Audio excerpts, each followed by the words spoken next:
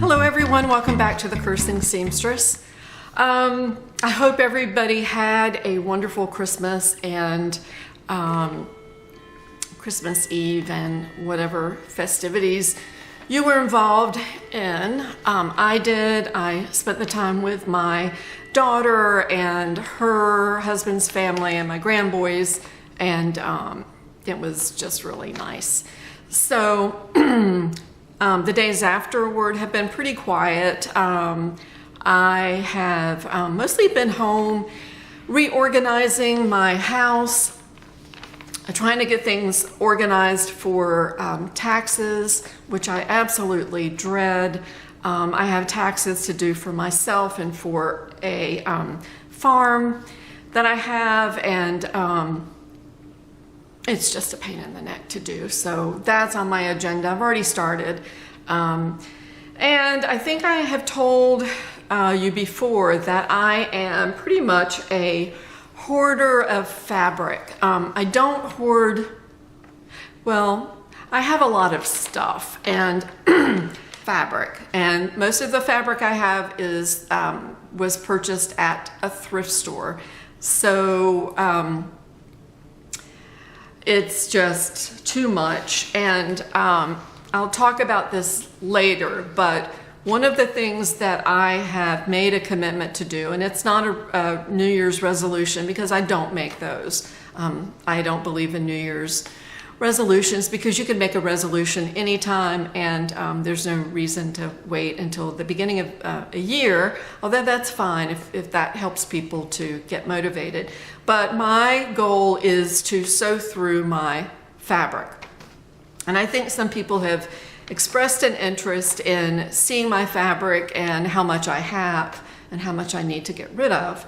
So that's going to be probably the next video that I do.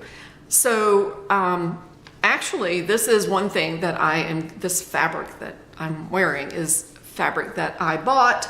I think I did buy this from an online store. Perhaps it was Joann Fabrics, I'm not sure, but it was a purposeful buy from a store, and it is a rib knit. All right, I'll show you the pattern that I used for this fabric. This is McCall's 7353. It is a Nancy Zeman, sizes 14 through 22. It is 4 knits only. It is a dress with a cowl neck or just a scoop neck, long sleeves or short sleeves, and a blouse.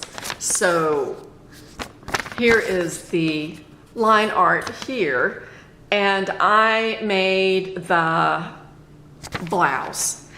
Actually, I think it's called a tunic. And you can see that's the tunic right there.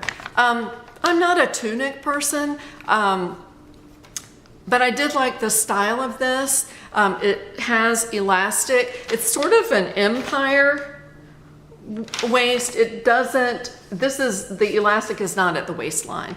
And I'll stand up and show it to you. So I like the pattern a lot. The pattern is oversized, however. I made, and I didn't even look really at the measurements, but I'll look at them now. I usually make an 18, and that's where I fit. My waist is big. It's a 32. It's big in my opinion. It's big for my body. So that's what I made. I should have, and I probably will make this the top again, maybe even the dress, but really I probably could make the 14. So it's 14, 16, 18. So I could go down 2 sizes, I think. I think the mistake that I made was Georgia's lying on the couch and just staring at me really funny. I don't know why. She thinks I'm talking to myself. But I think the mistake was this fabric. But I did want to get rid of the fabric. The problem with this fabric is that it has plenty, it's a cotton, and it's got plenty of stretch, but no recovery. So, I mean, you can see just by my sitting here, it's just kind of floppy. So that's a mistake I made, was trying to use this fabric for that pattern, and I'll stand up and show you. Otherwise, the pattern is great. It's very, very simple. I actually cut the tunic because I wasn't really sure how long it was going to be, but not being a tunic person, it was way too long. So I cut off 3 inches to make it more of a blouse than a tunic. And that's about right. I could have gone even up another inch or so, but I'll stand up and show it to you. This is way too wide.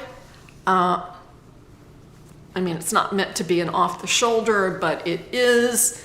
The sleeves are really, it's a batwing style. I mean, this could be cut way up further, and if I size down a couple of sizes, it would be. On the pattern pieces, the width of the sleeve from here to here stays the same, so you don't need to, this is not going to be tighter, but this will come up more, which is what I need. And I'm going to stand up and just show it to you, but it is a good pattern. I would recommend it.